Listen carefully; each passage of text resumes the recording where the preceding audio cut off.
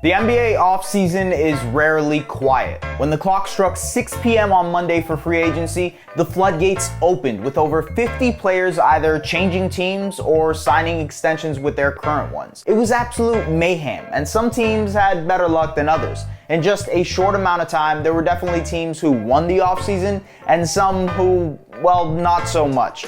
Let's break it down. Sit back, relax, and take this in.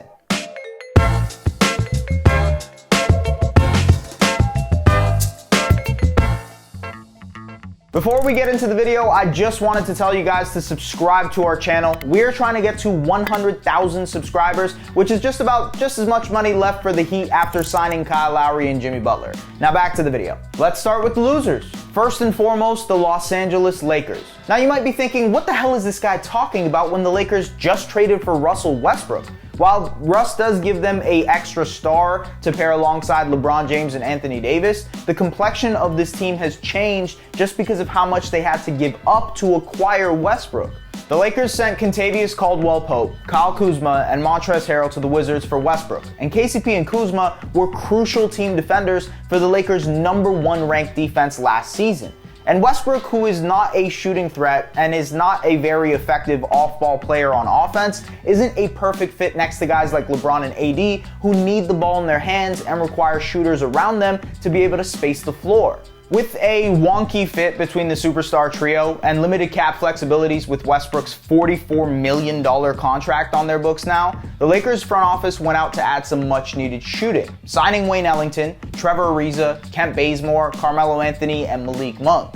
They also added Dwight Howard to shore up depth at the center spot and Kendrick Nunn to serve as backup point guard. While those guys aren't necessarily bad signings, they're either not good defenders or over the hill. On top of that, they let Alex Caruso sign with the Chicago Bulls, despite Caruso reportedly wanting to stay in Los Angeles and the Lakers owning his bird rights. It's not a complete write-off. The Lakers did address their need of shooting with signings like Ellington, Melo, and Ariza, and Monk and Nunn should be solid development pieces moving forward. But this team, as currently constructed, is far from the defensive juggernaut it was last season, and they'll need to rely a lot on LeBron and AD to carry the load on that end with a core of old role players. The Knicks are also another loser so far into free agency. After surprising the entire basketball world last season by finishing 4th in the Eastern Conference, the Knicks went into the offseason with a massive amount of cap space, ripe for making a big splash in free agency.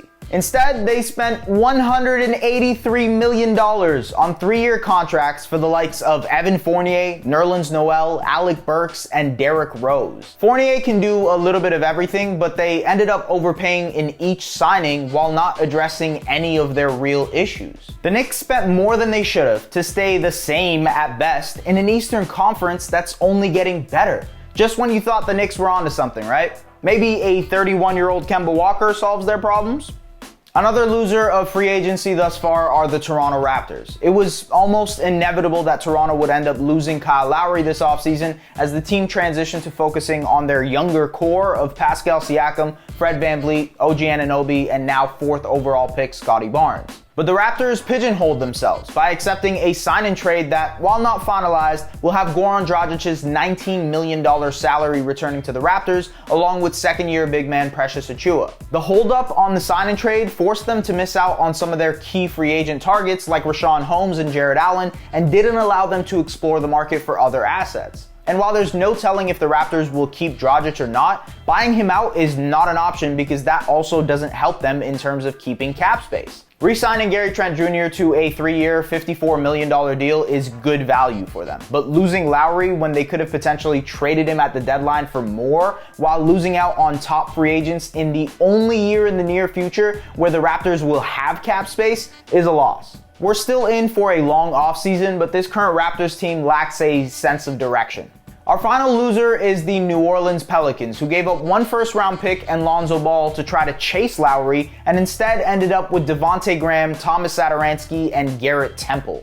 The team Lowry joined, however, is among the winners of free agency thus far. The Miami Heat inked the 35-year-old guard to a 3-year deal, pairing him up with Bam Adebayo and Jimmy Butler to form a superstar trio.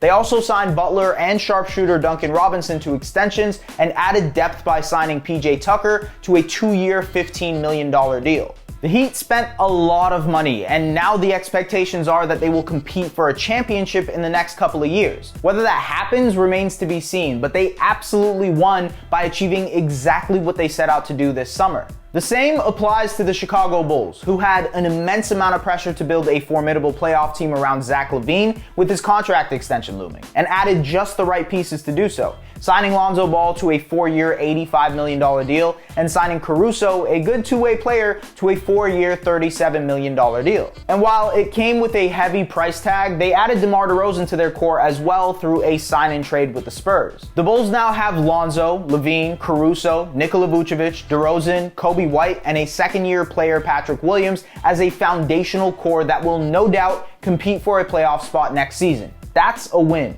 There are other smaller winners from free agency so far too. The Dallas Mavericks re-signing Tim Hardaway Jr. and Boban Marjanovic while also adding good depth pieces in Reggie Bullock and Sterling Brown to the mix is a win, although not to the degree of the Heat or the Bulls. The Warriors adding Nemanja Bjelica and Otto Porter Jr., two solid rotation players on minimum contracts, could potentially end up being the steals of free agency. The Nets have also made improvements along the margins by signing Spurs six-man Patty Mills and re-signing Blake Griffin. But there's still a long summer ahead of us, one that will most likely be filled with trades, other awful signings, and perplexing moves that will no doubt make everyone even more excited for next season. So who do you think is winning the offseason so far? Or losing? Did we miss anyone? Let us know what you think in the comments, and don't forget to hit that subscribe button.